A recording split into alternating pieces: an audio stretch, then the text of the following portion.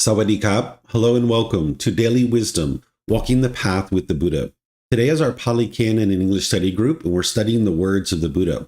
We're in volume 3 of our book series, which is titled Foundation in the Teachings. We're going to be exploring chapters 41 through 50 today. And the way that we do this program is I invite students in Zoom to be able to read a chapter from the original words of the Buddha. Then I'll share some teachings on that. And then I'm going to open up to any and all questions that students have, whether you're in Facebook, YouTube, or Zoom. You can ask questions by putting that into the comment section, or in Zoom, you can electronically raise your hand and ask any and all questions that you like. This program is essentially a self-guided program where I'm here to answer any questions that you guys have. If you've read these chapters before class or you read them after class, you can get help to understand the original words of the Buddha, because remember, you're not interested in believing anything, including these books. Don't believe that these books are true and they're actually the words of the Buddha. You learn, investigate, and examine them. You then reflect to be able to independently verify if it's true or false. And then you practice his teachings, integrating them into your day-to-day life. So in these books, you actually have the words of the Buddha. You have a reference to be able to take you back to the original source teachings, which is the Pali Canon. And then you've got the words from me that are helping you to be able to kind of explore the chapter further and to be able to see how to integrate this into your day-to-day life. Essentially, it's really helpful to have a dedicated practitioner and teacher to guide you through the understanding, but then you don't believe any of that, whether it's the words of the Buddha or my words. You need to be able to independently verify these teachings. So this first chapter is chapter 41, which is a snake has passed through feces. And if there's someone in Zoom that would like to volunteer to read this, if you can electronically raise your hand, you can do that, and then you'll be able to read. Okay, it looks like Leo would like to read. Go ahead, sir. A snake has passed through feces. And what kind of person, monks, is to be considered unwholesome, not to be associated with, followed, and served? Here, some person is immoral, of unwholesome character, impure, of suspect behavior, secretive in his action, not an ascetic, to claiming to be one, not a celibate, to claiming to be one, inwardly rotten, corrupt. Such a person is to be considered unwholesome, not to be associated with, followed, and served. For what reason? Even though one does not follow the example of such a person, an unwholesome report still circulates about oneself. He has unwholesome friends, unwholesome companions, unwholesome comrades. Just as a snake that has passed through feces, though it does not bite one, would smear one, so too. Though one does not follow the example of such a person, an unwholesome report still circulates about oneself. He has unwholesome friends, unwholesome companions, unwholesome comrades. Therefore, such a person is to be looked upon with objection, not to be associated with, followed, and served. All right. Thank you, Leo. So one of the parts of the path to enlightenment is to make wise choices about who you spend time with. Everything that the teachings of the Buddha is teaching is all based in discernment, which is wise decision making. You're going to need to bring your practice up to where you're making wise decisions. And then now when you're making wise decisions through the Eightfold Path, you live your life that way for an extended period of time. This is what's going to extinguish all your unwholesome karma and get you to the point where you're only experiencing exclusively wholesome karma. One of the decisions that you make that is going to impact you is who you choose to associate with. If you associate with people that are into wholesome things, then you'll experience wholesome results, because now you're building wholesome relationships, and whether it's your career, your personal life, or anything that you're involved in, you know that this person's doing wholesome things and you're doing wholesome things, and you guys can have wonderful life as friends and companions, and you guys independently are working on your own life, but you guys can collaborate on different things and spend time with each other. And you know that there's not going to be any harm that comes to you through having that relationship. But if you were to involve yourself with people who are into unwholesome things, now that decision that you're making is going to affect you. Because as you guys have maybe known through exploring the natural law of karma, that the natural law of karma is cause and effect, or action and result, is the results of your decisions. And it's only you that can actually produce karma for yourself. and other people can't produce karma for you. So if somebody else is doing something unwholesome, they can't produce karma for you. But if you choose to associate with them, that choice, that's the actual decision that you're making that is now affecting you. So for example, if we take the 5 precepts, which we're going to be exploring today, is if somebody was killing, stealing, having sexual misconduct, lying, or taking substances that cause heedlessness, and that's the choices that they're making, it's going to produce unwholesome result for them. It's going to produce all kinds of discontentedness in their mind, all kinds of lack of wealth, and their reputation is going to be destroyed in the community. They're going to have all kinds of unwholesome results.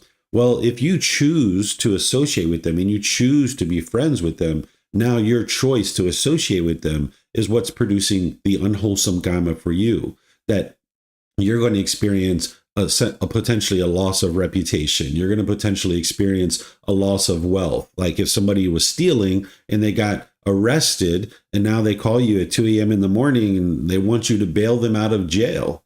And now you're waking up in the morning, it's affecting your day because you're not getting your sleep. And now you're going to pay this money to bail them out of jail and all these other things. This is affecting you, right? If you ended up being friends or had a life partner or a business partner with someone who was using substances that cause heedlessness, now they're heedless, they're drunk or intoxicated or high, and they're making all kinds of unwise decisions that is affecting them. And now your decision to be their friend and their business partner or whatever it is that you might be associating with them on, that's going to affect you. So here the Buddha is using this analogy of how this snake might not bite you, but because it's passed through feces, it's going to smear you with this feces. So you need to be able to make wise decisions about who to associate with without being judgmental and looking down on them. If you notice here, the Buddha isn't talking about judging people or looking down on people. He's just talking about making wise decisions to objectively choose who you would like to associate with and who you don't associate with. The example that I sometimes give with this is, let's just say as a child, I grew up with somebody who maybe at 8, 10 years old, we've always been friends, we've been hanging out together. But by the time we were 18, this person started selling drugs, illegal drugs. And now I've always known that they sell illegal drugs. They've never offered them to me. They don't try to get me to use these drugs, but I just know that they always do this. And now we're hanging out together, 19, 20, 22 years old. And now we're driving down the street and I get pulled over for speeding, perhaps. And now when I'm not looking, maybe they take some cocaine and they slip it under my chair. And then when the police search the car, I'm the one who's going to jail. This is what the Buddha's talking about. The snake has smeared you, right? Or say you're walking down the street with this drug dealer who's your friend, who's never offered you any drugs, doesn't even talk about it with you, has no interest in talking with you about this. It's just something you've always known. And now you're walking down the street and a rival drug dealer sees them and they pull out a gun and they start shooting bullets. And now you get shot, maybe even killed because of this. So that's why the Buddha is teaching you that it's unwise to associate with people who are into unwholesome things. And the more that you understand the natural law of karma, the more you can make wise decisions, whether it's through the 5 precepts that you can look at and observe that, or whether it's something like right livelihood, which is what we were just talking about. You would like to do this in a non-judgmental way, that you're making decisions to associate with people who are into wholesome things, understanding that there's only one type of being who's going to be perfect and doing things perfectly 100% of the time, which is an enlightened being. So if you can only be friends with people who are enlightened, you wouldn't probably have very many friends. You might not even know anybody right now who's actually enlightened in terms of friends or things like that. So you're going to need to look at the different things that you're involved with different people, understanding, yeah, they're going to get angry, they're going to get frustrated. Maybe they talk to you in impolite, unkind, unfriendly, and disrespectful ways from time to time. You understand, right? You're not looking for the perfect person to be your friend. You're just looking for someone who's not making these unwise decisions that are doing things like killing, stealing, having sexual misconduct, lying, and taking substances that cause heedlessness. If you can use the 5 precepts as a basis of how to make decisions about who to associate with in terms of friends or business partners and coworkers and things like that, that's going to really help you. And this is a way for you to do this without being judgmental. You're just looking at the decisions that this person makes, and then you're making a decision based on the decisions that they make. So in this situation with the friend who is a drug dealer, if someone has craving and clinging, they'll hold on to that relationship and they won't let go because their mind's holding on, and it's too painful for them to let go of that relationship because they've been friends since they're 8 years old or 10 years old. But if you understand wise decision making and you train in your mind to not have craving and clinging, you'd be willing to let go of that relationship and move on. Understanding it's unwise to have this person as a friend or a business partner or anything like that. But when you're doing that, you'd like to be sure that you're not being judgmental, that you're not looking down on this person, thinking of them as they're bad and they're horrible and I can't be friends with them. And now you got to go to them and download all the things that they're doing that's unwise and telling them that you can't be their friend. And that's not the way you would like to handle these kinds of situations. If you're currently in relationships with people that you think it would be best for you to not be in those relationships, you're going to need to train your mind to let go and not crave and cling. And you're going to need to just gradually move off into the sunset, just gradually depart from this person's life, which allows your mind and their mind to gradually step away, where you don't have to confront them with the things that are the reasons why you're not choosing to be their friend anymore. It doesn't make sense to do that. All you're going to do is go download a bunch of reasons of why it is that you can't be their friend. But all those reasons are your craving and clinging. You know, I expect you to do this, I expect you to do that, and I want you to do this, and I want you to do that, and you're not doing that, so therefore I can't be your friend. Instead, just gradually move away, understanding that it's only an enlightened being that's going to be 100% perfect in these situations. And before you choose to move away from a relationship, it's important that you do so based in truth.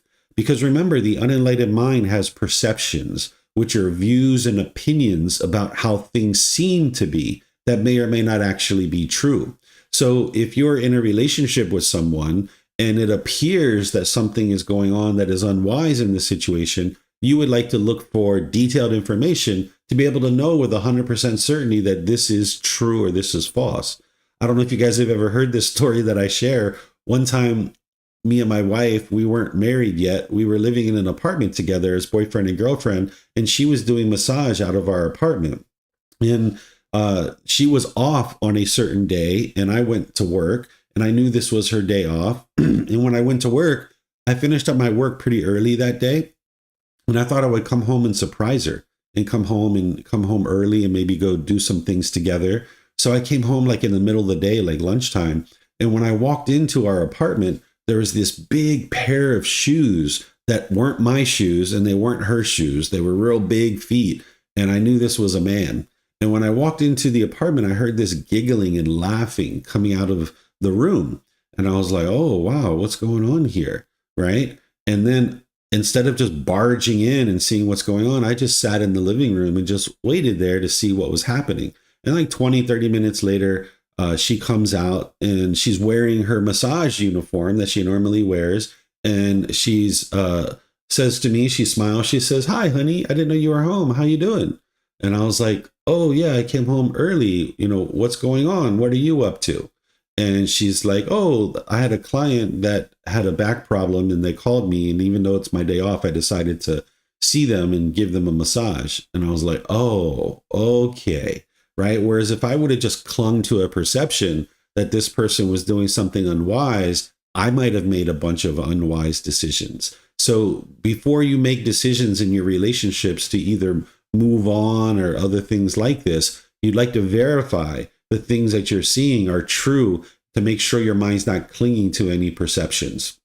So you need to be sure that you're not friends or business partners or otherwise associating with a snake. Because if you are, as it may not bite you, but as it moves through feces, it can smear you. And now your reputation or other things that you're experiencing is going to be unwholesome karma. And this is from your unwise decision to associate with someone who's into unwholesome things. So let me know what questions you guys have here. Remember, you can put that into Facebook, YouTube, or Zoom, or you can raise your hand in Zoom and ask any questions that you like.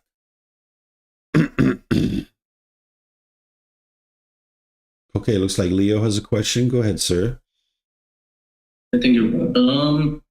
I think you, when you talk about these friends and using substances and so on, I think you're more talking about the extremes, right?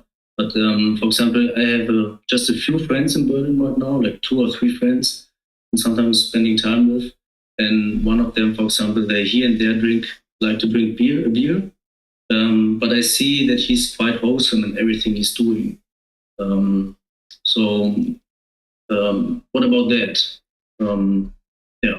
In those situations, I wouldn't choose to be around, if you're going to be friends with this person, I wouldn't choose to be around them while they are drinking, because they're going to make unwise decisions. And anything that comes to you from them as it relates to drinking, I wouldn't choose to act upon that. Like, for example, if they got arrested for drunk driving, and now they call you and want you to come bail them out of jail, I wouldn't do that. It would be unwise for you to do that. So these are the kinds of things, if you're going to choose to be a friend with this person, you need to consider, and you need to be willing to make those types of decisions, because otherwise you're going to get into difficult situations. I wouldn't be friends with someone who even drinks casually.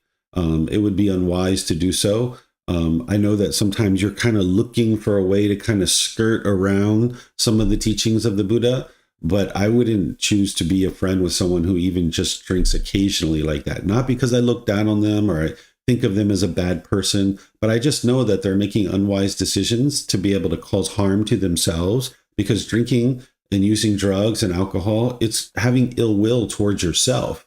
And if they have ill will towards themselves, they're going to have ill will towards other people as well. So whether you make that decision in the same way as me or not is a choice for you to make. But you will experience certain results as part of associating with someone who's making the decision to choose to ingest substances like this. Okay. Because some people, I think, see it like more that it's tasty, right? Or they have done it so often that it's so normal for them, right, to sit together with someone and drink a beer. I cannot right away see that they have ill will toward themselves just because here and there they drink beer. I think more it's maybe ignorance that they don't know that it's harming them so much if they drink, let's say, 1 beer every 2-3 days. But every aspect of unwise decisions is based in ignorance. But once you understand the wisdom that alcohol is essentially a poison, that's what it is. And now when you're putting that poison into the body, you can understand that there's ill will there.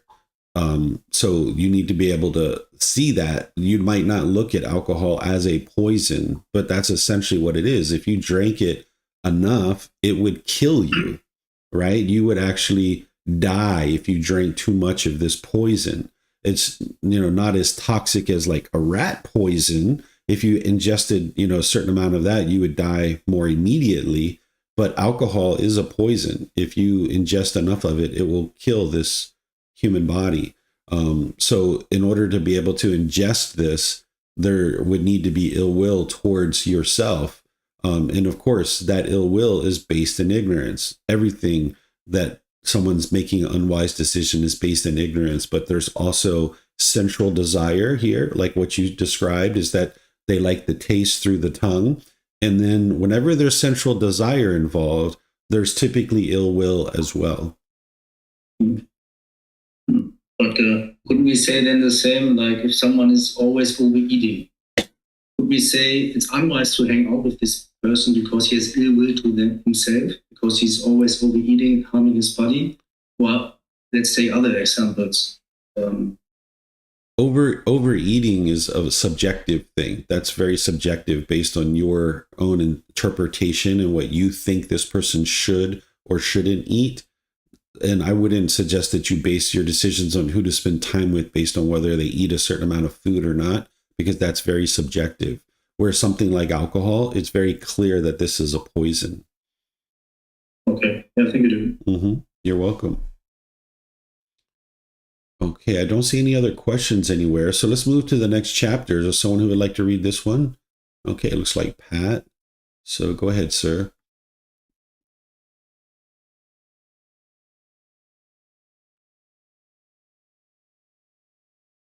Six aspects of karma to be understood. Monks, when it was said, karma should be understood. The creation of karma should be understood. The diversity of karma should be understood. The result of karma should be understood. The elimination of the creation of karma should be understood. The way leading to the elimination of unwholesome karma should be understood. For what reason was this said? 1. It is volition, choices, decisions, monks, that I call karma. For having willed, intentional choices, decisions, one acts by body, speech, or mind. 2. And what is the creation of karma? Contact is its creation. 3. And what is the diversity of karma? There is karma to be experienced in hell. There is karma to be experienced in the animal realm. There is karma to be experienced in the realm of afflicted spirits. There is karma to be experienced in the human realm. There is karma to be experienced in the heavenly realm. This is called the diversity of karma. 4. And what is the result of karma? The result of karma, I say, is threefold: to be experienced in this very life or in the next rebirth or on some subsequent occasion. This is called the result of karma. 5. And what, monks, is the elimination of the creation of karma? With the elimination of contact, there is elimination of the creation of karma.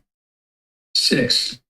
This noble eightfold path is the way leading to the elimination of unwholesome karma, namely, right view, right intention, right speech, right action, right livelihood, right effort, right mindfulness, and right concentration. When, monks, a noble disciple thus understands karma, the creation of karma, the diversity of karma, the results of karma, the elimination of the creation of karma, and the way leading to the elimination of unwholesome karma, he understands his penetrative spiritual life to be the elimination of wholesome karma. When it was said, karma should be understood, the creation of karma should be understood, the diversity of karma should be understood, the result of karma should be understood, the elimination of the creation of karma should be understood, the way leading to the elimination of unwholesome karma should be understood. It is because of this that this was said. Thank you. All right. Thank you, Pat. So this actually helps you to go in and really look at some of the intricacies of the natural law of karma. Because remember, when we talk about awakening to enlightenment, the Buddha is helping you to cultivate wisdom about the natural law of karma. That's what it means to awaken. That's the natural law that people don't understand, and the reason why they're experiencing the difficulties and struggles in their day-to-day life with discontentedness and unwholesome results that they're experiencing in their day-to-day life.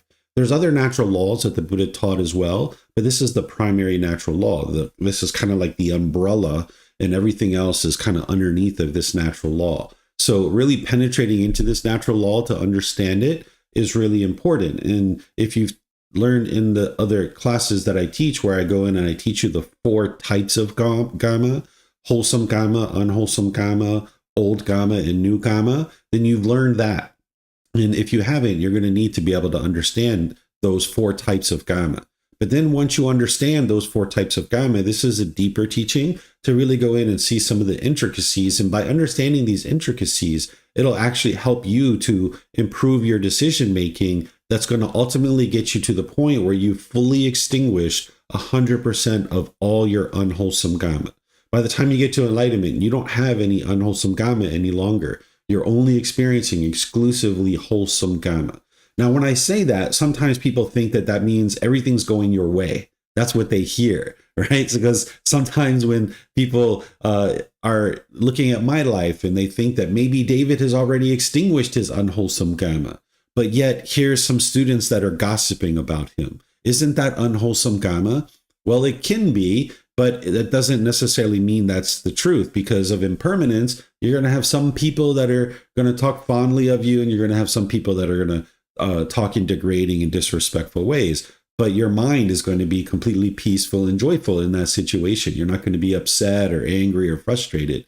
So saying that you've extinguished all your unwholesome karma doesn't mean everything's going your way and everybody's doing things your way. That's not what that means. It means that you're not experiencing these unwholesome results. So using that example of someone gossiping about an enlightened being, that enlightened being's mind is going to be completely peaceful and joyful. They're going to be unaffected by that gossip and slander.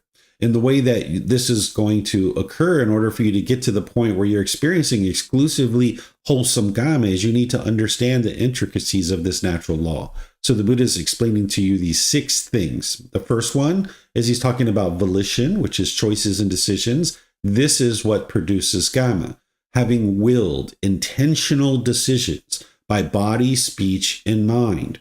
So for example, if you're walking down the street and you see ants and cockroaches and you're actively stomping on them and trying to kill them, this is coming from your craving, anger, and ignorance. And you have this ill will towards these beings, and now it's going to produce unwholesome results for you. But if you were just walking down the street, having a conversation with your friend as you're walking down the street and a cockroach runs out from under, a log or something, and you step on it and kill it, you actually haven't willed there. There hasn't been any intentional decision to kill. And that's why you're not going to experience any unwholesome karma. If you experience guilt in that situation or any other emotion like sadness or something like that, that's coming from your craving. So that's why you're experiencing that. But if you're just walking down the street and you realize, oh my gosh, I just stepped on a cockroach. Well, that was that cockroach's decision to run under my foot. I didn't choose for that to occur. It wasn't an intentional decision. So in order for there to be karma produced, there has to be intention behind the decision. There needs to be the intentional willing of a decision where you're acting by body, speech, or mind. Then when you have contact, that's what's going to produce and create karma. There needs to be some type of contact, meaning you're interacting with a object or a person. There needs to be some type of contact. You can't have the creation of karma without contact. And this is important. We're going to talk about this here in a moment. I'll share some more with you about why that's important, to make sure you understand that whenever there's contact, there's going to be karma, either wholesome or unwholesome. And then there's this diversity of karma. What the Buddha is describing here is that there's karma to be experienced in all of these 5 realms of existence. And essentially what he's helping you to be able to see between that one and this next one, where he says the result of karma is threefold, to be experienced in this very life, in the next rebirth, or some subsequent occasion. What he's essentially sharing with you in these 2 statements is that you can't run and hide from your karma. Any decisions that you make, whether wise or unwise, it's going to produce either wholesome or unwholesome karma. And now you're going to experience the results of that. You can't run and hide from it. You're going to experience it in this life, the next life, or some future life. Whether you're in the human realm or any of these other realms, you're going to experience your karma. So once you understand that, now you really would like to buckle down and understand karma and the production of wholesome karma and unwholesome karma, so that now you can get to the point where you extinguish all your unwholesome karma. And that's what the Buddha is going to talk with you about next. He says, in what, monks, is the elimination of the creation of karma? With the elimination of contact, there is elimination of the creation of karma. So if you have contact with somebody, with what he was saying before, or contact with a certain object, you're now producing karma. But when you step away from that and you eliminate contact, now there's no more karma that is being created in that situation. And where this is helpful is it helps you to be able to understand what is wise in any given situation. So let's just say you walk into your house and you're there with your life partner and they start yelling and hollering and screaming at you and trying to argue with you. Well, you would be unwise to stand there, continue to have contact with them, and argue and be bitter and harsh and hostile back. Because with that contact and with that acting of body, speech, and mind, you're making unwise decisions that's going to produce unwholesome karma. But if you understand that when you eliminate contact, you're eliminating the creation of karma, then you understand the wise thing to do in this situation is walk away. That you walk in, someone's being bitter and harsh and hostile and argumentative, just get up and walk away. right? That's going to eliminate the creation of Kama. Let's just say you go out to a dinner with a bunch of friends, maybe 4, 5, 6, 8, 10 of your friends are going out. And let's just say you guys are all hanging out together, having dinner, and somebody starts talking bitter and harsh and hostile. They start gossiping and slandering. And now this is where the conversation is going. Maybe what you decide to do is get up and walk to the other end of the table and sit down over there and have conversation with those people. Or maybe it's a small group, and the best thing to do is just to get up and walk away. Just say, hey guys, I'm sorry, I need to go. Have a wonderful evening. I'll see you another time, right? Just eliminate contact so you're not involved in what it is that is going on here. Or say you have a bunch of friends that they would like to go out drinking, since we were just talking about that. Maybe they want to go out drinking and using drugs and stuff like that. Well, if you just kind of tag along with that and you have contact, now you're going to experience unwholesome results, because as they're getting drunk and intoxicated and they're starting to maybe mouth off at people, and now people are coming to you, your group, and wanting to fight, now you find yourself in the middle of a fight, right? So if you eliminate contact, you eliminate the creation of Kama. And this is helpful for you to be able to guide you in how to make wise decisions in any given situation where you see things going off the rails and you see things headed towards unwholesome Kama. Eliminate contact, and that's going to eliminate the creation of your unwholesome Kama. Because in order to get to enlightenment, you need to extinguish and eliminate 100% of all unwholesome Kama. And that's what the Buddha is explaining here in the 6th one. He's explaining that the Eightfold Path is the way leading to the elimination of unwholesome Kama. So when you make decisions through the Eightfold Path, it will eliminate all your unwholesome Kama. So for example, in this particular teaching, you guys might know that these first 2 factors, right view and right intention, is the wisdom section. Right speech, right action, right livelihood is the moral conduct. And then right effort, right mindfulness, and right concentration is the mental discipline. Well, once you understand the wisdom of the Eightfold Path, that it's your own mind that's causing these feelings, and now you're practicing the right intention, well, now your speech, actions, and livelihood can be purified, where you're only making wise decisions in every single situation when you interact with other people. You bring your moral conduct up to that. Understanding it's going to take you gradual training, gradual practice, and gradual progress to get up to that point. But you need to be able to get up to that point where you're making wise decisions 100% of the time with right speech, right action, and right livelihood, and live your life that way for extended period. And that's what's going to extinguish any unwholesome Kama, because you're not producing any unwholesome Kama by choosing to speak and act and have a livelihood based in the Eightfold Path. The Buddha is giving you the exact details of how to produce wholesome Kama with your speech, actions, and livelihood. And what's going to help you to be able to implement that moral conduct is the mental discipline, where you apply right effort, right mindfulness, and right concentration. But in a situation where you're craving and clinging, and your friends are going out to drink or use drugs or otherwise do things like this, you don't feel comfortable to let go, and you don't feel comfortable to eliminate contact and move away and just not go out with them, you're going to go out with them, and now there's going to be unwholesome Kama creation. So you need to be able to practice this mental discipline section where you're willing to cut off and let go and not allow your mind to crave and cling and just hold on in this situation. So this Eightfold Path, if you practice it to perfection, which of course includes meditation and generosity and all these other teachings that you're learning, if you practice it to perfection for an extended period of time, that's what's going to eliminate all your unwholesome Kama. But oftentimes it takes multiple years just to get up to the point where you're practicing the Eightfold Path perfectly, 100% of the time. Then, after those multiple years of development, now you need to live your life that way for multiple years in order to be able to extinguish all your unwholesome Kama. Remember, the Buddha took 6 years to get to enlightenment. So it took him time to figure out what the Eightfold Path is. And then once he got his life up and running on the Eightfold Path, then he needed to live that way for an extended period of time in order to train his mind to extinguish all his unwholesome Kama. It's the same thing that you're going to need to do. So take your time, be patient with yourself, understand you're going to have missteps, but at the same time, don't allow your mind to be complacent, right? That's the middle way, is don't be complacent, dull, and lethargic, but don't beat yourself up every time you make a mistake either. Understand that's part of the process of cultivation of wisdom. And now you can come to the middle where you're gradually pursuing your goals, objectives, or interests and you're doing that through the Eightfold Path. So let me know what questions you guys have here. You can put it into Facebook, YouTube, or Zoom, or you can raise your hand in Zoom and ask any questions that you like. So it looks like Leo has a question. Go ahead, sir.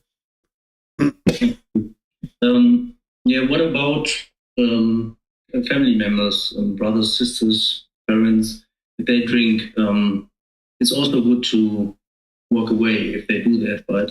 But nonetheless, if I'm interacting with them, maybe they don't drink, but still they have this, as you said, ill will to themselves, and they're using here and there alcohol, maybe other substances. So yeah, this is different, right? Because family is important. I need to have a good relationship with them, and here and there I will spend time with them.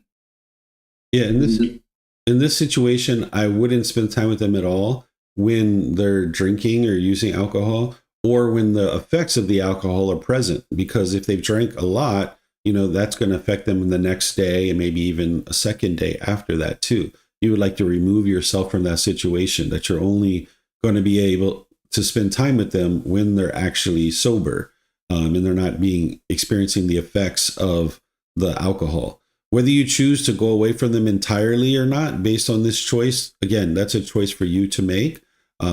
You've got to decide for yourself whether it would be wise for you to spend time with them or not. I had an uncle that used to drink quite a bit. I stopped spending time with him 100%. I was not interested from the age of 18 to spend any time with this person at all, because every time I spent time with them, there was always unwholesome results that came about in that situation. So if you're spending time with people and they're using drugs or alcohol, there's the potential for you to experience unwholesome results. And you've got to look at that and decide how much you're willing to subject yourself to those kinds of things. And that's why if you're going to remain in relationships with people like this, you need to be able to look closely at this and make sure that you're making wise decisions. And I wouldn't tell you to not have a relationship with your father or mother or brothers or sisters based on drinking or any number of other things. Those are decisions for you to make. But when you're around people who are using drugs and alcohol, they're going to be making unwise decisions, and now it's going to affect you. And you've got to decide whether or not it's wise for you to continue to be involved in those situations or in those relationships. Okay. I just would like to understand more that for me it seems that there are different types of people. That some people, if they drink, they might get more angry. Maybe they shout to someone, right? It's in the bar or something. There are also these other types of people. They drink. They seem like quite normal. They don't shout at other people. They don't want to fight with other people, or they want to argue with other people.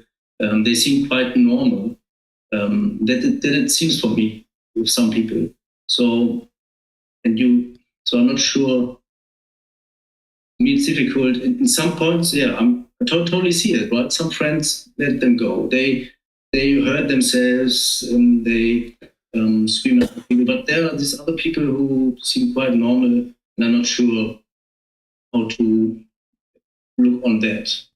Yeah, that's where you need to look at each one of these as a case-by-case basis. There's not a black and white decision tree here. It's not the Buddha saying, if someone does this, do that. And if someone does this, do that. You need to navigate the middle way and see this for yourself. Whenever an individual says, always do it this way or never do it that way, that's speaking in absolutes, and that's not what's going to produce enlightenment. You need to be able to look at each situation in a unique way and make a decision for yourself.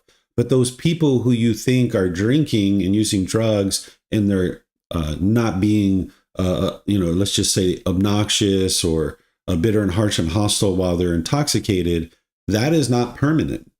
They could easily at any point experience effects of whatever it is that they're taking, and now produce unwise decision making. There is no situation where I would be interested in being around people who are using drugs and alcohol. In fact, there was a time where I was out with a student one time, and we were with her father. And I didn't know her father very well. I just met this person, and he was actually drinking. And I wasn't interested in being there. In fact, after having one or two beers, he was actually getting in the car to actually drive. And I was not interested in doing that. And I needed to think about it a little bit before I actually made the decision of whether or not to go with this person or not. So you really need to be careful with who you choose to associate with, because you can end up in a situation where, you're going to experience unwholesome karma. And that's where your wisdom needs to be cultivated. I can't tell you what you should or shouldn't do exactly in any given situation, because the variables are always different. That's where you need to cultivate the wisdom, and you need to make the decisions that's best based on what you're seeing as all the different variables involved. All I'm doing here is sharing with you the natural law that if you associate with people who are using substances, it's going to produce unwholesome karma. Okay. And we can say that an enlightened being would choose not to spend time with someone who is drinking alcohol. Let's just talk about alcohol. Why is this the case? Not always, because of impermanence. Typically, I understand it like that an enlightened being would have so much wisdom that he understands spending time with someone who's drinking is unwise. Yes. In the last 8 years, I've only been around one person who is using alcohol. And the only reason why it happened is because I was with these students and we were out and their family members joined us. And we were all going out together to eat. And this person chose to drink.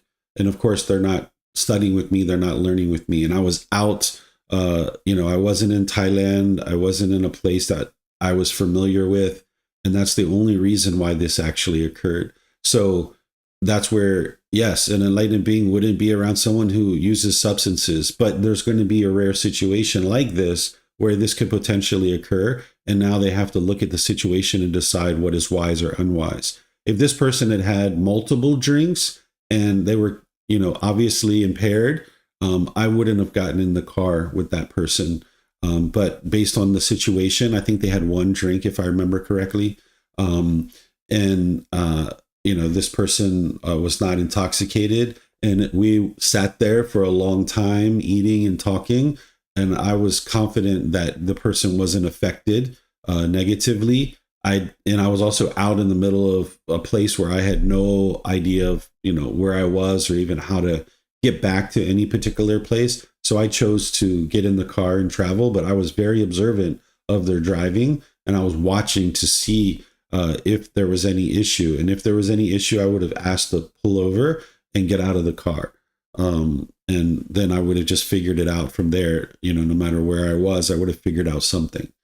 So to say that an enlightened being never does this or always does this, you can only say that about certain things. Like an enlightened being never will experience discontentedness. We can say those kinds of things. An enlightened being will never argue and be bitter and harsh and hostile. We can say those kinds of things. But you can't say that they'll never be around someone who's drinking, because you can have situations like this, which are very rare, but the accumulation of decisions and the cause and effect, the sequence of decisions that are made, they're not going to intend to be out with somebody who's using drugs and alcohol. Thank you. Yeah, you're welcome. All right, Vibhav, you have a question? Thank you, David. I had a question, I guess, similar to what Lee was asking. At work, you're always invited to dinners and things like that, which have some alcohol involved. People are drinking around. I told you, I was at a conference last week, and they had dinner there where they were serving alcohol to other folks in the room and who were attending the conference. I did not have the alcohol, but other people were. And then they were just hanging out after a little bit. So in one case, I only hung out for a little bit, and then I left because everyone else was drinking a lot of wine. But the other case, there was part of the dinner that everyone was invited to. And so that was the decision I made to go and have the dinner to, be part of the conference. And but there are situations at least in the American corporate life, which is like alcohol is regularly part of any kind of office experience, especially when they're going out. So what would you recommend me do in these situations?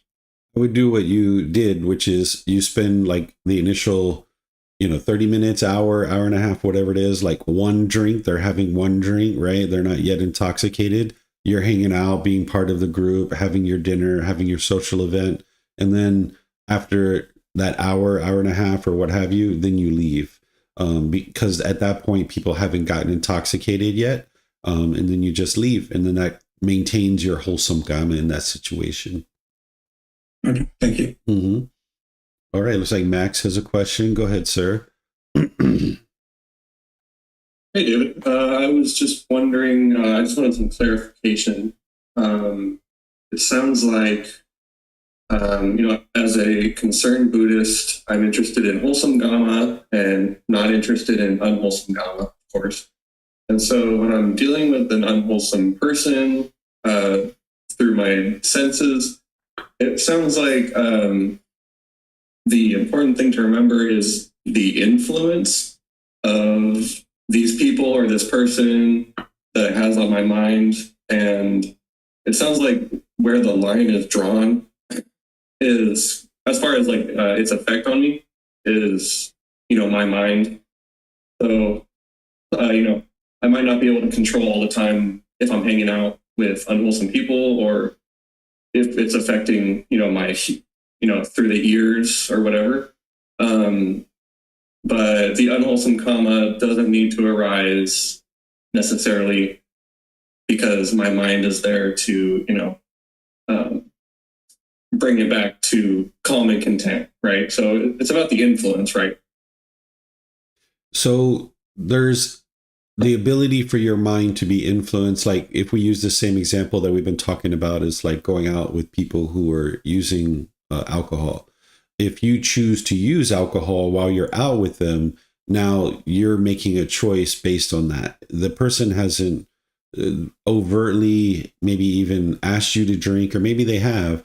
But if you choose to make a decision, it's a choice that you're making to use drugs or alcohol.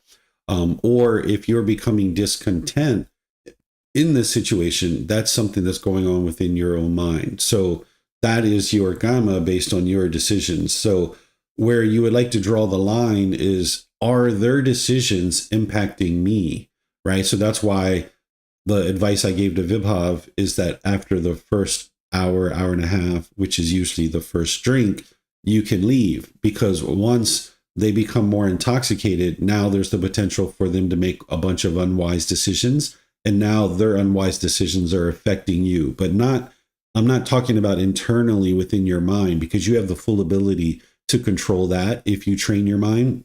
What I'm talking about is like outward things, like a fight breaks out, or, something of this nature, or property gets destroyed, and now you're in the vicinity and now it's getting pinned on you. So that's what you would like to look at, is those kinds of things. I see your mute's still on, Max. Do you have more there? Wonderful. Thank you. Okay. Yeah, you're welcome. Calvin is asking a question. Is dead a form of karma? Dying? It can be, but not always, right? So let's just say like somebody goes out in a car and they're driving very erratically, and they're making a bunch of unwise decisions in how they're driving, and they get into an accident, they get killed. Yeah, that's their unwholesome karma, that they died as a result of their own unwise decisions. That is unwholesome karma. But you can also have someone who dies of natural causes, and that is not unwholesome karma, because if you've gotten to enlightenment, you're not actually experiencing death, you're experiencing the separation of the body and the mind. An individual who's an unenlightened being, if they're experiencing death, yeah, this is unwholesome karma, because they're still unenlightened, they're still making unwise choices, and now they're going to experience this death. And now because they're being unenlightened, they're going to also experience rebirth, which is also part of that karma, right? So you got to be able to look at the situation and figure out whether or not this death is a result of your decisions in terms of like an accident, or is it just like a natural death, for example. That isn't necessarily unwholesome karma. Okay. I don't see any other questions anywhere. So let's go on to the next one. This is chapter 43. Is there someone who would like to read this? Max, you still have your hand up. Would you like to read, or did you just leave it up? Okay, there you go. Would somebody like to read? Okay, Vibhav. This body is old karma. Monks, this body is not yours, nor does it belong to others. It is old karma, to be seen as generated and created by a volition, choices, decisions, as something to be felt. Therein, monks, the instructed noble disciple attends carefully and closely to dependent origination itself thus. When this exists, that comes to be. With the arising of this, that arises. When this does not exist, that does not come to be. With the elimination of this, that is eliminated. That is, with ignorance as condition, volitional formations come to be. With volition formations as conditions, consciousness. With consciousness as condition, name and form. With name and form as condition, the six sense spaces. With the six sense spaces as condition, contact. With contact as condition, feeling. With feeling as condition, craving. With craving as condition, clinging. With clinging as condition, existence. With existence as condition, birth. With birth as condition, aging and death, sorrow, grief, pain, displeasure, and despair come to be. Such is the origin of this whole mass of discontentedness. But with the remainderless fading away and elimination of ignorance comes elimination of volition formations, choices, decisions. With the elimination of the volition formations, elimination of consciousness, all aspects of dependent origination. With the elimination of birth, aging, and death, sorrow, grief, pain, displeasure, and despair is eliminated.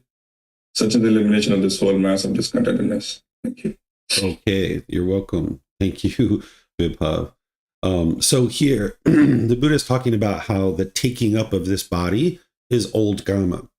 You need to experience this. Because of our choices in the past, in our past life, we didn't get to enlightenment. We still had craving, desire, attachment in our mind. So therefore, that sparked a new birth.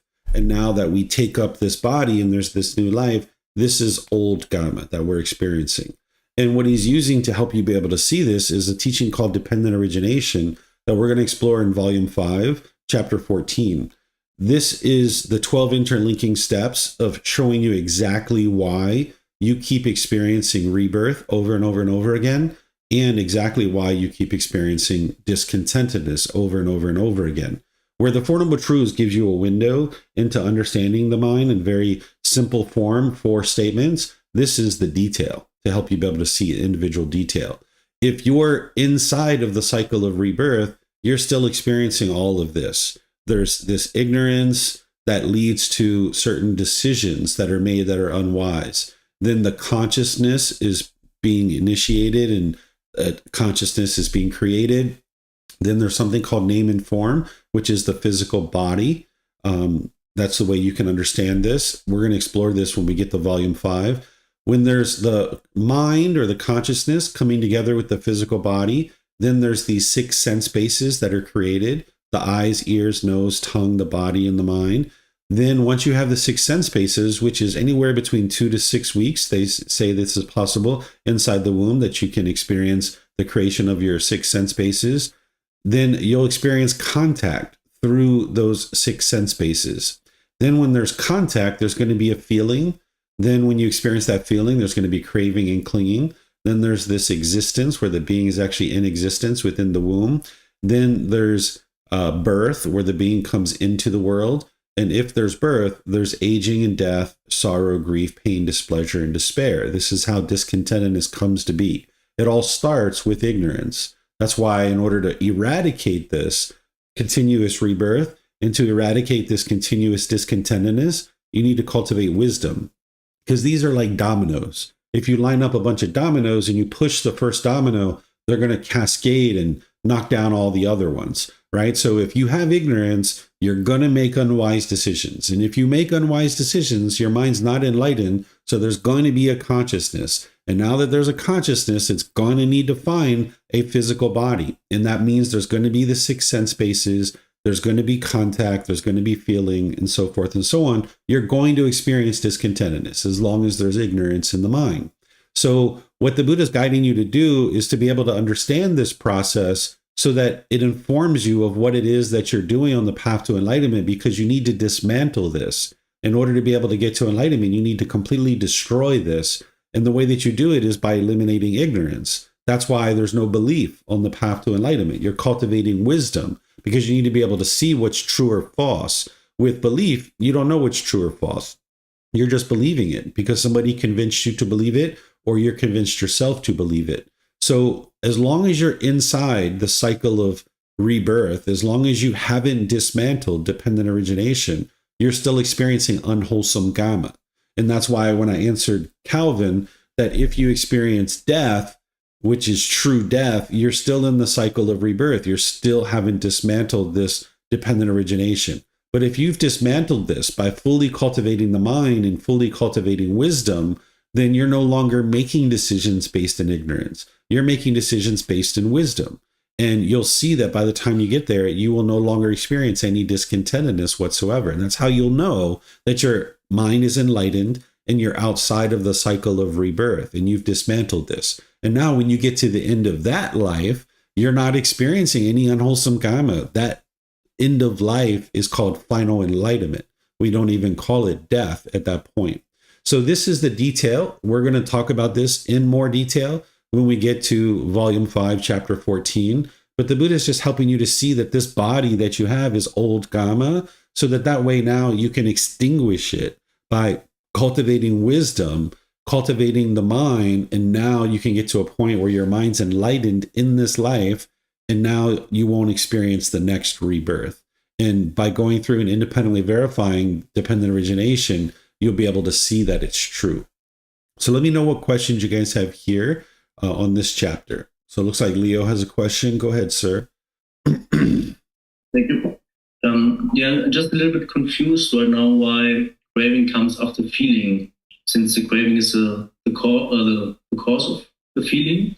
Yeah, could you explain why this is this way? Yeah, what dependent origination is explaining is how a being comes into existence. So when there's contact, you have craving in your mind, but when you experience contact, there's going to then be a pleasant feeling. And when there's that pleasant feeling, then the mind's going to crave. So for example, let's just say as a child, somebody puts a piece of chocolate on your tongue. You're going to experience a feeling. You're going to get pleasant feelings from that contact of the chocolate on your tongue. And now you're going to actually crave that chocolate. Okay. But normally the craving is also before that, right? Well, this is showing you the sequence of events that is occurring that allows this being to come into existence. But yeah, there would need to be a craving in the mind. When you're born, even when you're still in the womb, there's already craving, because see, by the time you get to existence and birth, there's already craving in the mind. But it's coming into being while it's in the womb. So there's feelings that are experienced in the womb. Inside the womb, this being is experiencing feelings, and then it's forming craving while it's inside the womb. It already has craving. That's why we come out crying when we're born, because we're craving that permanence of being inside the womb, and we have that tight environment for ourselves. We have the umbilical cord. Everything's nice and cozy for us in there. But when we experience this impermanence, where we now come into the world, either through the birthing canal or through a C-section, when we come into the world, right away we start crying because of our craving and clinging. So there's feelings that are experienced inside the womb that then produces the craving and clinging to continue to exist in the mind. But to answer your question, yes, there would need to be craving in the mind in order to experience a feeling. Yeah, okay. So, like, I understand if I have this chocolate coming to my mouth, and then there's this feeling, and this produces then this pleasant feeling, and there's this craving, right? Like I taste it, nice, and then after this craving, right away the feeling comes. Yeah, yeah. So every being that is unenlightened, they're having a craving for pleasant feelings. They're craving for permanent comfort, right? They want things to be permanently comfortable, because when things are comfortable, they get these certain pleasant feelings, right? And now that's that underlying craving that's there. So even though you've never had chocolate before, you don't even know what it is, you don't know its name, you don't even know what it looks like or smells like or anything, when it's placed on your tongue right away, that's a pleasant, for most people, not everybody, right? Some people don't like chocolate.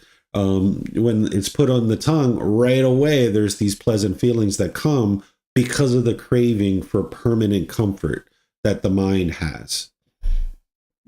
Yeah, thank you, David. Mm-hmm. You're welcome. All right. I don't see any other questions anywhere.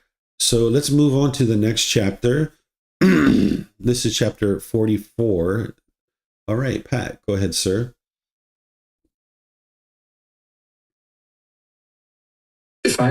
Yes. 1, abandoning the taking of life, refraining from taking life, without stick or sword, diligent, compassionate, trembling for the welfare of all living beings.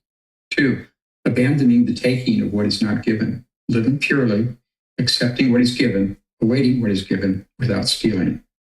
3, abandoning unchastity, abandoning sexual relations with women, men who are protected by their mother and father, brother, sister, or relatives, who are protected by their teachings, who have a husband, wife, or partner whose violation entails a penalty, or even with one who has been garlanded by a man, woman, as a sign of engagement.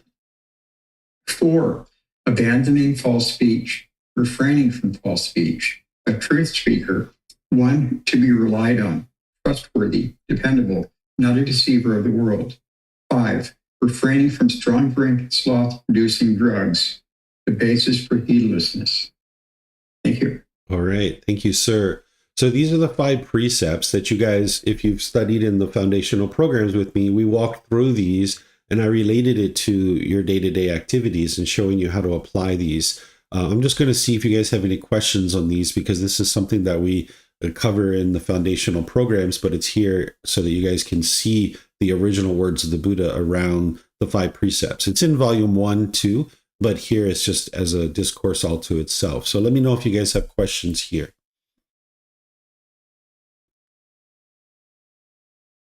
Okay, I don't see any questions. So if you read this book, you get the words of the Buddha, and then you get words from me too, where here I've expanded upon the things that you've studied in volume 1 about the 5 precepts, where here I help you to go in and talk about things like insect infestations, right? Which I don't talk about in the first book. We talk about euthanasia and abortion in here. And this is why it's important to read these books prior to class or after class, so you can glean all the insight, because I don't go through all of these things. You can see for each one of the precepts, I'm helping you to be able to understand. But if you've already read volume 1, chapter 7, this is going to be an addition to that to be able to more fully help you to understand these 5 precepts. So I would encourage you guys, if you aren't already, to read these chapters before or after class. So would someone like to read this next chapter, 45? Okay, Leo, go ahead, sir. A great gift. Monks, here a noble disciple, having abandoned the destruction of life, abstains from the destruction of life. By abstaining from the destruction of life, the noble disciple gives to an immeasurable number of beings fear, hostility, and harm. He himself is, turn, enjoys immeasurable freedom from fear, hostility, and harm. This is the first gift, a great gift, highest, of long-standing, traditional, and ancient, unattained, and never before tamed, which is not being tamed and will not be tamed, not refused by wise ascetics and Brahmins. This is the stream of merit, stream of the wholesome, nutriment of peacefulness, heavenly, peacefulness conductive to heaven, that leads to what is aspired for, needed, and agreeable, to one's welfare and peacefulness. The other 4 precepts, which are abstaining from taking what is not given, abstaining from sexual misconduct, abstaining from lying, and abstaining from consuming substances that cause heedlessness, are repeated with the Buddhist guidance. There are monks These 5 gifts, great gifts, highest, long-standing, traditional, ancient, unattained, and never before tamed, which are not being tamed and will not be tamed, not refused by wise ascetics and Brahmins. Thank you. All right. Thank you, Leo. So what the Buddha is doing is he's helping you to be able to see that by you practicing the 5 precepts, you're giving this great gift to other beings. Because what we do in the unenlightened state with our lack of wisdom is we don't practice things like the 5 precepts. So we're actually causing harm to other beings. But by you practicing the 5 precepts, you're giving individuals this freedom from fear, hostility, and harm. And this is the best gift that you could ever give. So by choosing not to kill, you're giving other beings freedom from fear, hostility, and harm, right? They don't have to worry about that. And of course, if they're worried, it's coming from their own mind, but now they don't have to worry, right? Because the people that they're around are being loving and kind and warm and gentle. And what the Buddha is saying is that this gift, the first gift, a great gift, the highest gift of long-standing, traditional, ancient, untainted, and never before tainted, which is not being tainted and will not be tainted, not refused by wise ascetics and Brahmins. So being untainted and never before tainted means that it's not polluted, that there's nothing unwholesome with the understanding to practice the 5 precepts, not killing, stealing, having sexual misconduct, lying, or taking substances that cause heedlessness. This will never get to a point where people are like, oh, it's okay if we steal, or oh, it's okay if we have sexual misconduct. Like, there's no wise ascetic or Brahmin, which are people who are on the path and looking to do wholesome things, would look at this teaching of the 5 precepts and think like, no, it's okay if we steal, or we have sexual misconduct, or we lie, or we kill, or we take substances. This is fine. It's not going to produce any unwholesome results for us. If you've investigated the natural law of karma and you look at it closely, you can see how wise it is to practice something like the 5 precepts. So the Buddha is saying that this is not tainted and will not be tainted. It won't be polluted, that this is a natural law that you can see and independently verify that it's wise to practice these 5 precepts. So the Buddha goes through all 5 of these. Here it's been shortened just for the book series. But what he says about each of these is he explains how it leads to peacefulness, right? Because if you're out in the world doing harmful things to other people, that harm is going to come back to you. So if you'd like to get to peace and joy, you're going to need to stop causing harm to other beings. As long as you're causing harm, this harm is just going to keep coming back to you over and over and over again.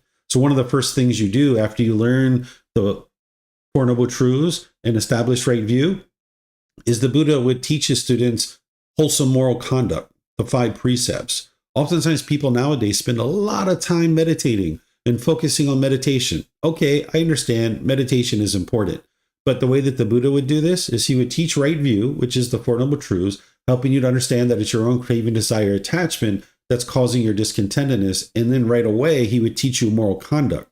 You need to clean up your moral conduct, because as long as you're out in the world doing unwise things through your moral conduct, you're just producing more unwholesome karma.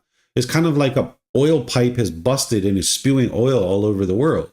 Well, what's the first thing you're going to do? Clean up the oil on the ground, or you're going to shut down the oil pipe so that you stop spewing oil all over the world?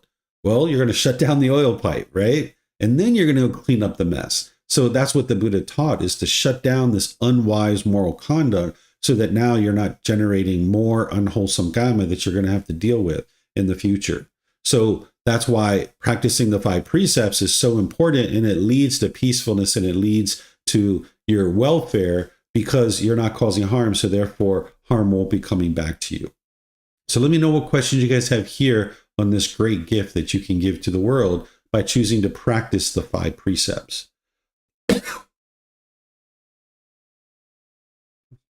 Okay, I don't see any questions. So now we've got chapter 46. This is the 8 precepts. Would someone like to read this? All right, Kristen. Thank you, teacher. The 8 precepts, the Uposatha precepts. 1. I shall too abandon and abstain from the destruction of life. With the rod and weapon laid aside, diligently and kindly, I too shall reside compassionate toward all living beings. 2. I shall too abandon and abstain from taking what is not given. I shall accept only what is given, awaiting what is given, and be honest in mind, free of theft. 3. I shall too abandon sexual activity and observe celibacy, living apart, abstaining from sexual intercourse and common persons' practice. 4. I shall too abandon and abstain from false speech. I shall be a speaker of truth, an adherent of truth, trustworthy and reliable, not a deceiver of the world. 5. I too shall abandon and abstain from liquor, wine, intoxicants, substances that cause heedlessness, the basis of heedlessness. 6. I too shall eat once a day, abstaining from eating at night and from food outside the proper time. 7. I too shall abstain from dancing, singing, instrumental music, and unsuitable shows, and from adorning and beautifying myself by wearing garlands and applying scents and fragrance. 8. I too shall abandon and abstain from the use of high and luxurious beds. I shall lie down on a low resting place, either a small bed or a straw mat. Thank you. All right. Thank you, Kristen. So these 8 precepts is taking you to a high level practice, which is actually allowing your mind to more readily make its way to enlightenment. There's a basis here of the 5 precepts, but then there's some modifications and some additions that are being made. And what I do in this chapter is I walk you through helping you to understand these things, because by understanding it, then you can actually practice it and experience the result. These aren't rules. These aren't commandments. There's none of that kind of stuff in the teachings of the Buddha. He's helping you to eliminate craving, anger, and ignorance. He's helping you to eliminate the 10 fetters. And these precepts are helping your mind to move closer and closer to that. So the first precept is the same between the 8 precepts and the 5 precepts, that you need to eliminate the intentional killing of beings. Then the same thing with the second precept. This is the same as the 5 precepts, that you eliminate taking what is not given, accepting what is given, awaiting what is given, and then the things that the Buddha is sharing here, that you're not stealing from other people. The third precept changes for the 8 precepts, where if you decide to practice the 8 precepts, you're choosing to not have sex any longer. And that's going to help you eliminate the craving, the desire, the attachment for this sexual contact. When or if you ever get to that point, it's a choice for you to make. You can actually get to the second stage of enlightenment and still be having a sexual relationship. But at some point, you're going to start seeing more elongated periods of time of peace and joy. And you're going to value that peace and joy more than the sex. There's something better than sex, which is enlightenment. And what you're going to end up experiencing is maybe 2 or 3 or 4 months, 6 months of a lot of peace and joy in your mind. And you weren't having sex during that period of time. And then you're going to end up having sex. And it's going to feel great, in the moment, perhaps. You'll feel, pleasant feelings, and maybe even for 2 or 3 days afterwards. But then at some point, that's going to wear away because it's conditioned pleasant feelings. And now you're going to have this agitation and frustration that's in your mind for multiple weeks. And then eventually, when you let that go, you'll get back to the peace and back to the joy that is unconditioned. And that peace, that joy, that happiness feels way better for you. You experience that way better than the sex. And you start thinking like, why am I keep putting myself in this temporary situation where I'm having sex and I experience this temporary pleasure when I got this 3 months or 6 months of peace and joy? And wow, that experience is much better than this short little experience of the sex and then for a couple of days afterwards, because your mind ends up in the painful feelings. So as part of the 8 precepts, an individual will have eliminated sexual contact 100%. But when or if you choose to do that, it's a choice for you to make. The 4th precept is exactly the same for someone who would like to practice these. It's the same as the 5 precepts. Same thing about the 5th precept, that it's exactly the same as the 5 precepts. But now there's these extra precepts that are in the 8 precepts, and it's important to understand them and what the Buddha is teaching you here. During the lifetime of the Buddha, he taught people to eat prior to 12 o'clock, and they would only eat once a day. So what he's teaching here is to eliminate sensual desire and basing your decisions of when to eat and what to eat based on your emotions. Because if you're, say, 4:00 p.m., you get a phone call and now you're feeling sad or frustrated or irritated or guilty or shameful, and you turn to food in order to be able to get to pleasant feelings, you're just keeping the cycle going, right? Because you're in the painful feelings because of craving, desire, attachment. And now you're turning to craving, desire, attachment for chocolate cake or chocolate ice cream. And now you're getting those pleasant feelings and you're just keeping the cycle going. So if you just ate, once a day prior to 12, now your mind's not getting to make a choice about when you should eat and what you're eating on the basis of. You're just eating in order to sustain the health of this body. So you can get to enlightenment without choosing to do this particular precept, which is eating once a day prior to noon. You can still get to enlightenment while eating 2 or 3 meals a day, even 6 meals a day, maybe small meals a day. You can still get to enlightenment, but you need to be able to get to the point where you're not basing your feelings on the food, that you're not making the choice to eat food based in your cravings, desires, attachments, that you would like to get to the point where you can eat any and all foods and you just look at it as something that is sustaining your health. Now, if you have an allergy to a certain food, of course, you're not going to eat that, but that's just because the body reacts in ways that it wouldn't be well. So it's not because of sensual desire that you're choosing to not eat this food. It's because the body has an allergy to it. So the Buddha is helping you to eliminate sensual desire here, and he just created this to help people to be able to do that. The other reason why he did this is because ordained practitioners eating once a day, they're actually going out and getting food from the household practitioners. Whereas if they were to eat 2 or 3 times a day, that would be a lot more work for the household practitioners to be able to provide that amount of food to the ordained practitioners. So by eating once a day, it makes sure your mind isn't making decisions about food based on emotions, and you're not gorging on food, and you're also not putting this burden on other people to feed you as an ordained practitioner. So you're going to need to pay attention to your food intake and eat in moderation and not base your decisions in emotions.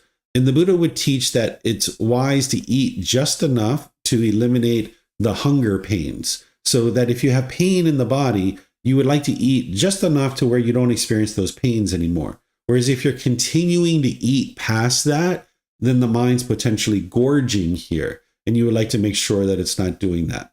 So whether you choose to eat once a day or you choose to eat prior to noon, that's a choice for you to make. I actually have done that in the past, but I don't do that anymore. And you'll be just fine. You can eat afternoon, you can eat more than 1 meal a day, but you definitely need to make sure that you're not basing your decisions and emotions and you're not gorging.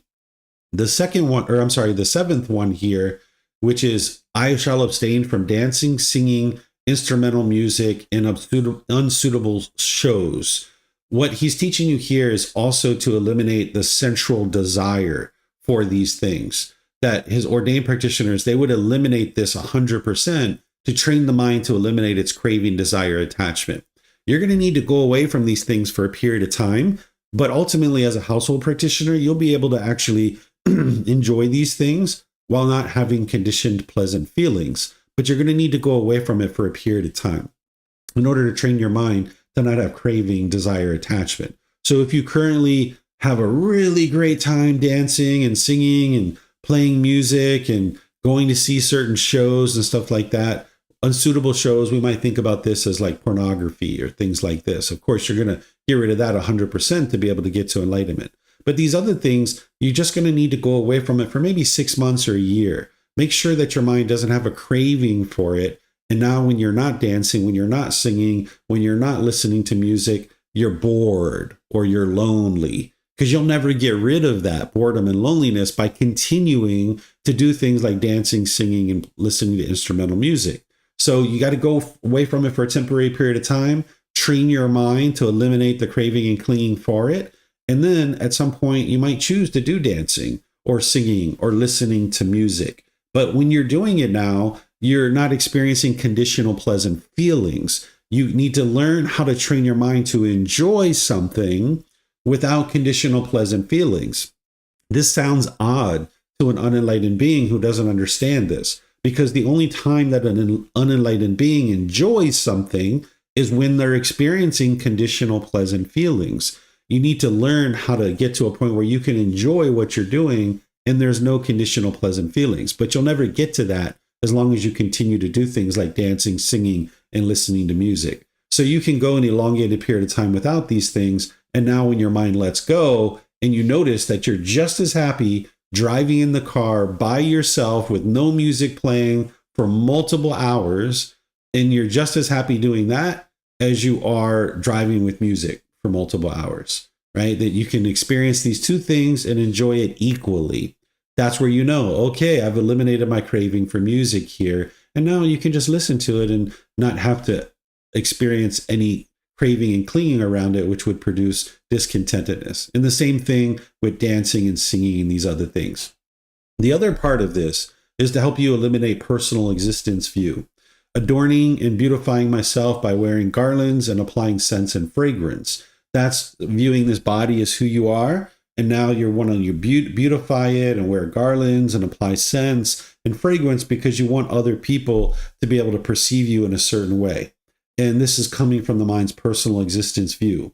So by training your mind to not do this, it helps you eliminate personal existence view, that very first fetter that you guys are probably familiar with. And if you're not, that's something that you can learn in all the foundational programs that I share and other recorded sessions that I've taught.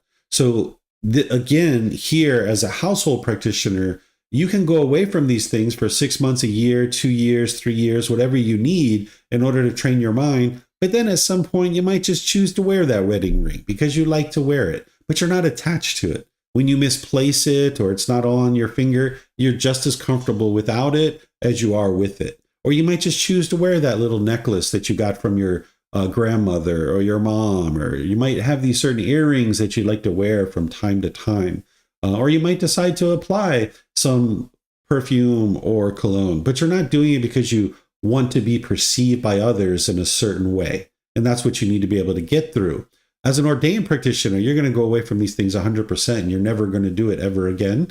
But as a household practitioner, you can go through a training period and then ultimately go back to it if that's what you would like to do. But you just need to be observant of the mind and be sure that you fully extinguish your craving here. Because if you go back to it too soon and your mind still has craving, you're going to experience discontentedness related to these things. So give yourself a really good elongated time. Even though I say 6 months or a year, you might even just decide to make that 2 years or 3 years where you're not wearing makeup and you're not wearing jewelry and you're not putting on perfumes or colognes or things of this nature. The 8th one here, this is to help eliminate the mind's conceit. That's the fetter of conceit where there's arrogance and pride, where you're measuring and comparing yourself, looking down on people, putting yourself above them, or putting yourself below people, thinking of yourself as being superior or inferior to others. Well, sleeping in a low position will actually help you to be able to eliminate this. There's other things you need to do too, but this is just one of those things. And sometimes this is really odd for people who aren't familiar with Buddhist culture and Buddhist things. They're not familiar with training the mind. It's like just sleeping in a different position is going to affect the mind. Yes, it does. Because you have to get down and go into bed and you have to get up out of bed. It humbles the mind. So this is one of those things that is so awesome because it takes you all of 3 to 5 minutes to set this up. And now you just reap the rewards of this for multiple weeks, months, and years, right? So this is one of the things, if you're not currently doing this, I encourage you to put your mattress down on the floor or, get a frame that is putting your bed at a low position. You would like it to be below the knee. If you can put it right down on the floor, excellent. That's how I sleep.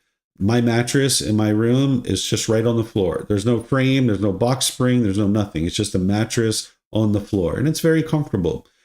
So this is going to help you to be able to eliminate the conceit, which is a multi-year effort to be able to eliminate your conceit. You're not going to eliminate it in 1 week and then go back to sleeping at a high bed or even like 6 months and go back to sleeping on a high bed. This is going to be multiple years. So we're talking 3, 4, 5, 6, 8 years to eliminate your conceit. And for some people, it's going to be even longer than that because the conceit is very deeply rooted and it's very challenging to get rid of it. And this is just one thing out of many that you would like to do to be able to eliminate it. So let me know what questions you guys have here on the 8 precepts. Okay, I don't see any questions anywhere. So we'll go to the next chapter. Would somebody like to read this next chapter?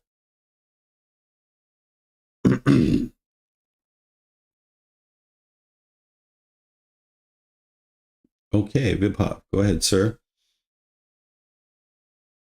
10 courses of unwholesome karma.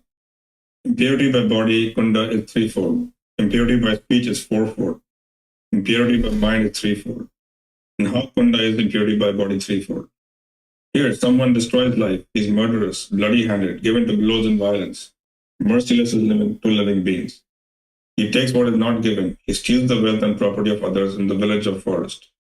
He engages in sexual misconduct. He has sexual relations with women who are protected by their mother and father, brother, sister, or relatives, who are protected by the teachings, who have a husband whose violation entails a penalty, or even with the one already engaged. It is in this way that impurity of the body by body is threefold. And how kunda is impurity by speech fourfold. Here someone speaks falsehood. He is summoned to a council, to an assembly, to his relatives' presence, to his club, or to the court, and questioned as a witness thus: "So, good man, tell what you know." Then not knowing he says, "I know," or knowing he says, "I do not know." Not seeing he says, "I see," or seeing he says, "I do not see." Thus he knowingly speaks falsehood for his own benefit, or for another's benefit, or for some insignificant worldly benefit. He speaks argumentatively, having heard something here, he repeats it elsewhere in order to divide those people from these. But having the elsewhere, he repeats it to those people in order to divide them from those. Thus he is one who divides those who are united, the creator of divisions, one who enjoys separation, rejoices in separation, finds pleasure in separation, a speaker of words that create separation. He speaks harshly. He speaks such words that are rough, hard, hurtful to others, offensive to others, bordering on anger, unconducive to concentration. He indulges in idle chatter. He speaks at an improper time, speaks falsely, speaks what is unbeneficial, speaks opposite to the teachings and the discipline. At an improper time, he speaks such words that are unwise, unreasonable, rambling, and unbeneficial. It is in this way that impurity by speech is fourfold. And how kunda is impurity by mind threefold. Here, someone is full of longing, craving. He longs, craves for the wealth and property of others thus: "Oh, may what belongs to others be mine." He has a mind of ill will and intentions of hate thus, by "may these things be slain, slaughtered, cut off, destroyed, and obliterated." He holds wrong view, ignorance, and knowing of true reality, and has an incorrect perspective thus: there is nothing given, nothing sacrificed, nothing offered, there is no fruit or result of also wholesome and unwholesome actions. There is no this world, there is no other world, there is no mother, no father, there are no beings spontaneously born, reborn. There are in the world no ascetics and Brahmins of right conduct and right practice who, having realized this world and the other world for themselves by direct knowledge experience, make them known to others. It is in this way that impurity by mind is threefold. These kunda are the 10 courses of unwholesome karma. It is because people engage in these 10 courses of unwholesome karma that help the animal realm, the realm of afflicted spirits, and other bad destinations are sin. Thank you. All right. Thank you, Vibhav. So here the Buddha is going through in detail, explaining things that look similar to the 5 precepts, but he goes beyond that and in more detail, helping you to be able to see what is producing the unwholesome karma, because you would like to actually clean all this up. And he's giving you a lot of detail here. And in the next discourse, he actually is teaching you the 10 courses of wholesome karma. So he takes the same discourse that we just were reading and he flips it upside down, that this is how you produce wholesome karma, that you abandon the destruction of life, that you abandon the taking what is not given, you abandon sexual misconduct, you abandon false speech, you abandon argumentative speech, you abandon harsh speech, idle chatter, you have eliminated longing or craving. You actually have this loving kindness and you have this wisdom in the mind. So this is very detailed, and I think it's very clear. You probably don't need me to really explain much here, but if you have questions, let me know. I'll be pleased to help you. This is the teaching that really helps you to see how to produce unwholesome karma, and you'd like to get rid of that. And then the Buddha is teaching you how to produce wholesome karma so that you can now get to a point where you're only experiencing exclusively wholesome karma. And he's breaking it down in body, speech, and mind so you can see that very clearly.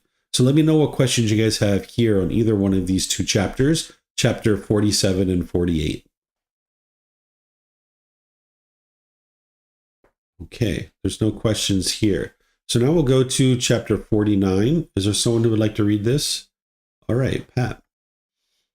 The benefits from residing possessed of virtue.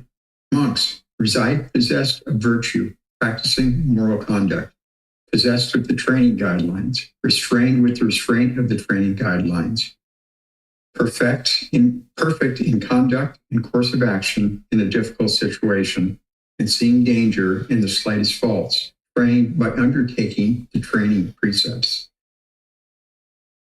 If a monk should aspire, may I be dear and agreeable to my companions in the holy life, respected and admired by them, let him fulfill the precepts.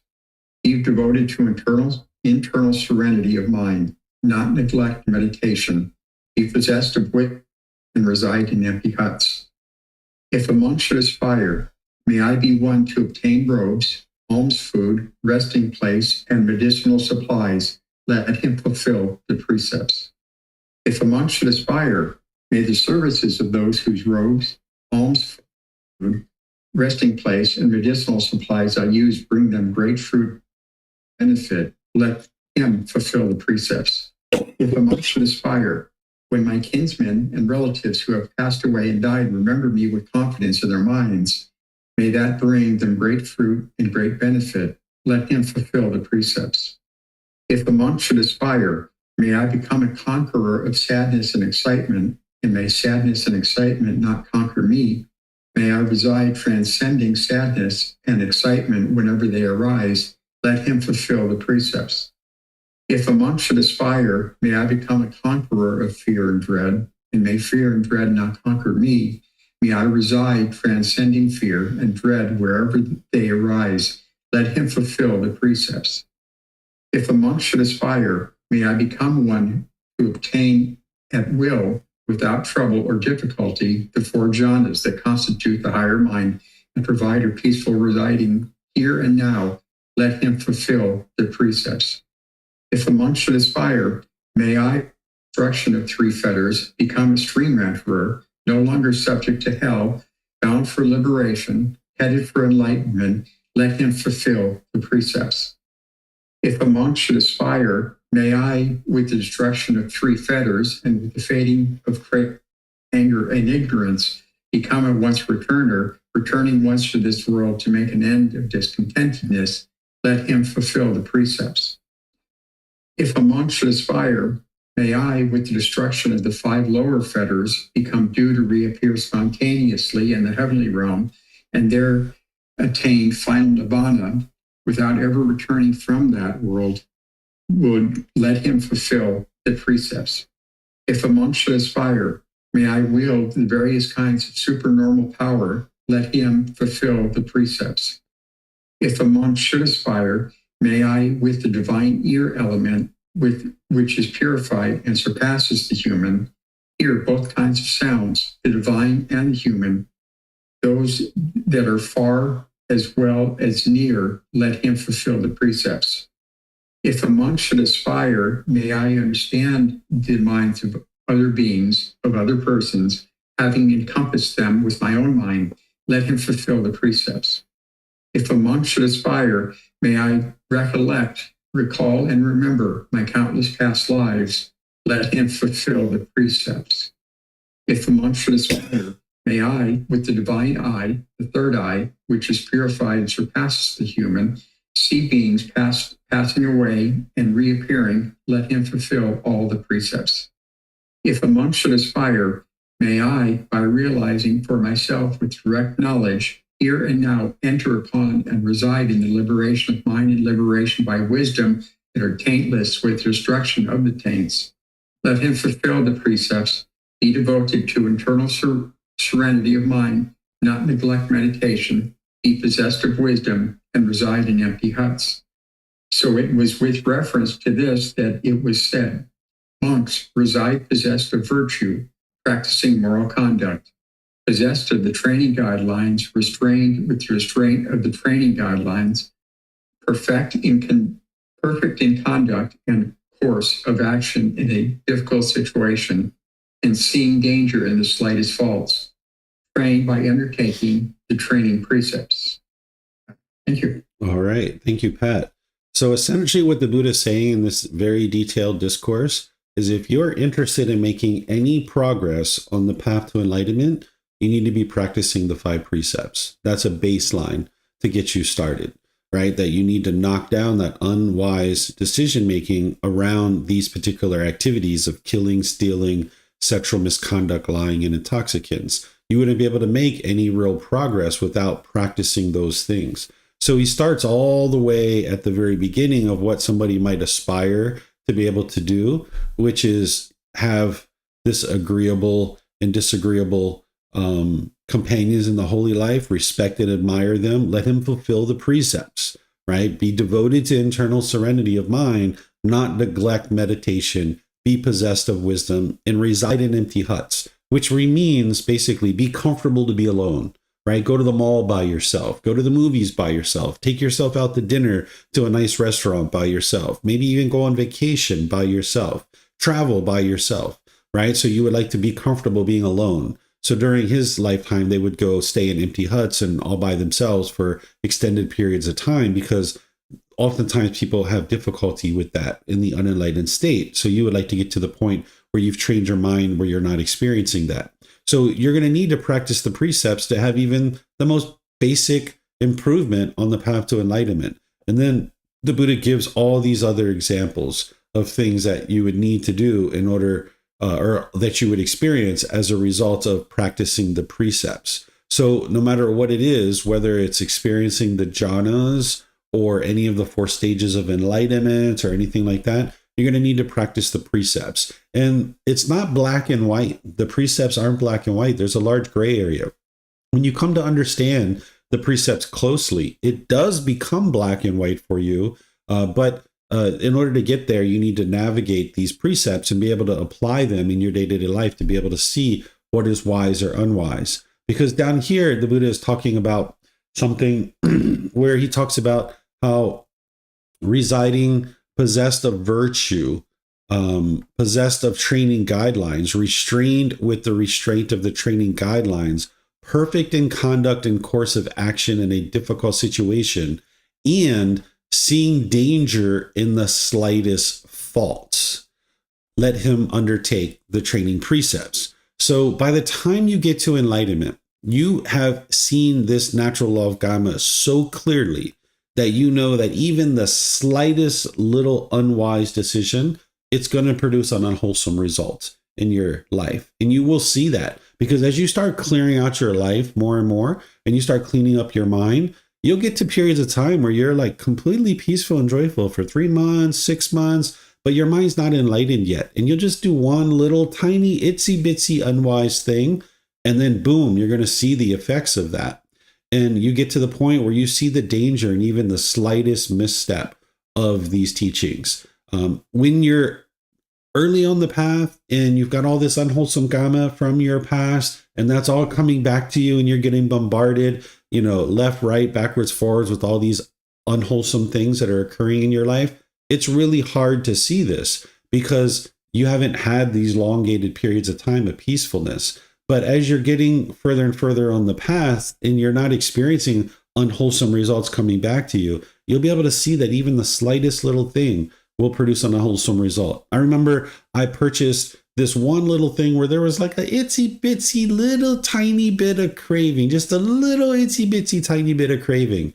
And it produced an unwholesome result for me, right? So you need to be able to see even the slightest fault will produce unwholesome results. But the precepts are a foundation because you need to get to that point where you're having elongated periods of time of not having unwholesome results coming back to you. But as long as you're not practicing the precepts, you're going to keep causing harm, and harm's just going to keep coming back to you. So you're not going to get to that point. So the Buddha is explaining here, of course, to get to enlightenment, you need to practice the precepts, but even to get to the point where some of these more minor things that he's talking about, you're going to need to practice the precepts. So be sure you investigate those closely, and where you need help in your day-to-day decision making, reach out and I will help you to be able to see it. And because the natural law of Gama is the most unbiased teacher you will ever find, that I can give you all the guidance and suggestions and explain to you what the natural law of Gama is going to produce for you. But sometimes seeing it for yourself is what you need in order to be able to have that unbiased teacher, to be able to see that, yes, this decision that you made, that the Buddha and your teacher advised you would be unwise, you make that decision, and now you see the unwholesome results that you experience because of it. So you need to be able to see that truth for yourself. The natural law of Gama is going to teach you and show you every single step where you're making wise and unwise decisions. And it's the most unbiased teacher you'll ever find. So let me know what questions you guys have here on this chapter. Okay, it looks like Leo has a question. Go ahead, sir. I thought maybe you have an example of from your life where you had just a really little craving, but you saw the result. You have example of that? Yeah, I just shared one where one time I purchased something, and there was just a little tiny tinge of a craving, and it produced an unwholesome result for me. That particular item didn't work. It broke. I was, I didn't take my time to make a wise decision in order to make sure I was buying a product that was going to be helpful and beneficial. Instead, I just kind of went to the first store. I just wanted this thing and I just bought it, and then I used it and it worked for like 3 or 4 or 5 days or a week or so, but then it stopped working. Whereas if I would have taken my time and I would have looked at it and I didn't have craving to hurry up and get that thing, I would have been able to make a wiser decision, because that's what I did. After I realized that thing wasn't working, I took my time and I looked at some different options and I evaluated all the options, and then I made a decision. And now I use that thing regularly, and it works just fine. Where the initial one that I purchased, I had to throw it away because it doesn't work. So I basically lost that money, right? And I lost time and effort and energy of doing those things. So even the slightest little tinge of craving was going to produce an unwholesome result for you. Okay. But it was obviously that this, what you purchased was not perfectly functioned, but you didn't take the time to look at it. If you would have looked, you would have seen it. Yeah.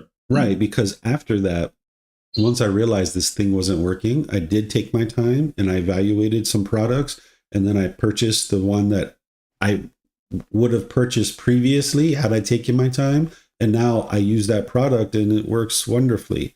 So, and that's what you'll come to, that if you hurry up and try to make decisions, if you're rushing around, it's always going to produce unwholesome Gama. Okay, thank you. Yeah, and you'll see that danger in the slightest little thought. All right, so let's move to today's last chapter. It looks like Yusuf would like to read this one. Go ahead, sir. Hello. Hello, hello. To obtain a straight destination and river, monks are the owners of their karma, the heirs of their karma. They have karma as their origin, karma as their relative, karma as their resort. Whatever karma they do, wholesome or unwholesome, they are its ayah. It's pronounced ayah, right? Heirs. Heirs. Here, having abandoned the destruction of life, someone abstains from the destruction of life with the rod and weapon laid aside, dedicated and kindly. He resides compassionate toward all living beings. He is not secretive by body, speech, and mind. His bodily karma is straight. His variable karma is straight. His mental karma is straight.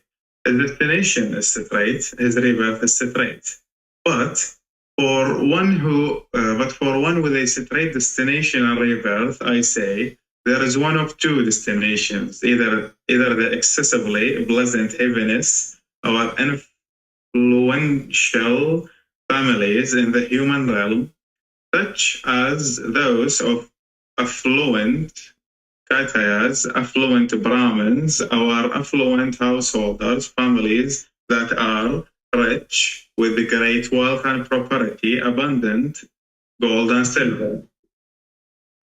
Abundant gold and silver, abundant treasures and belongings, abundant wealth and grain. Thus, a being is reborn from a being. One is reborn through one's deeds. When one has been reborn, contacts affect one. It is in this way, I say, that beings are the heirs of their karma. The Tathagata spoke of abandoning, of taking what is not given, and abandoning of sexual misconduct with discourses similar to that of. Is that right to the discourse? Sorry, what about that? I didn't understand you. Okay, I finished. Okay.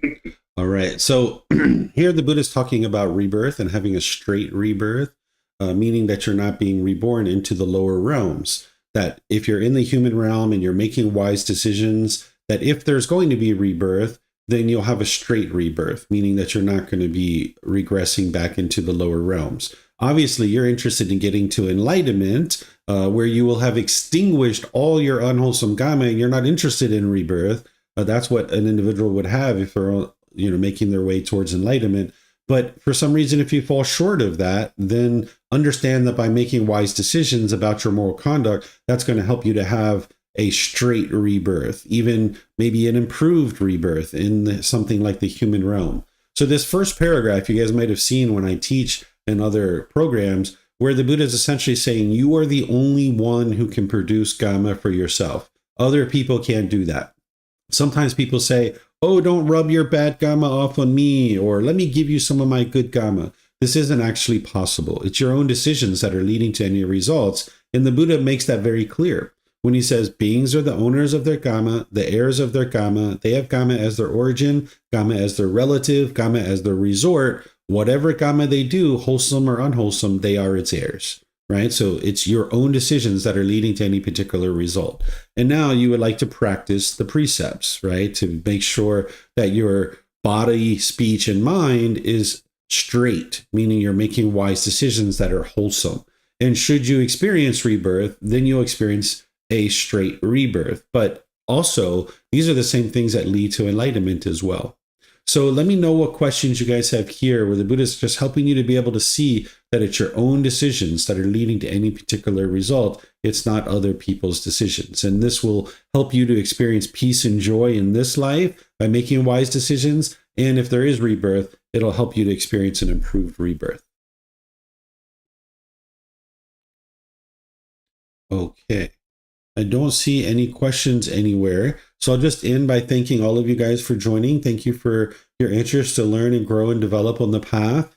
Next week, we're going to be in the next 10 chapters, so you can explore those if you like, chapters 51 through 60. I'll be sharing those with you as part of this class. And if you'd like to attend any of the upcoming classes that I'm teaching here in the US, you're more than welcome to, either by live stream or YouTube or Facebook. This weekend, I'm teaching 2 introduction to the teachings of the Buddha. Also teaching one of those on Wednesday as well. There's a total of 4 of those. Then over next weekend, I'm going to be teaching a Foundation in the Path to Enlightenment course. And then the following weekend, I'm going to be teaching a Harmony and Relationships course. And our plan is to live stream all of this stuff. So that's what I'm planning to do. So you guys are welcome to learn, because it's not always common that I'm teaching on a US time zone. And if you guys are kind of more in line with the US time zone, then maybe you can attend some of these courses live that you wouldn't otherwise have the opportunity to do that. And it'll help you to be able to build up your practice. So there's the Foundation in the Path to Enlightenment and the Harmony and Relationships course that I'm going to be teaching. And if you need any details on this, you'll find it on the website. And if you can't find it, let me know and I'll share it with you. So again, thank you all for your interest to learn and grow and develop. And perhaps I'll see you guys in a future class. Be well and take care. Sawadee ka.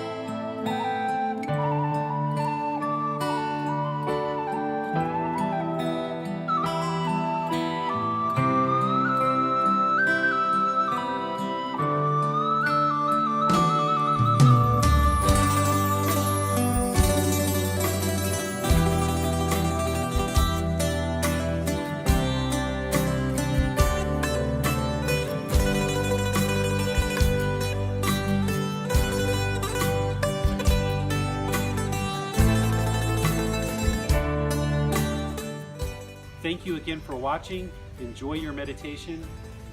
Look forward to seeing you online and answering any questions that you might have. Thank you so much.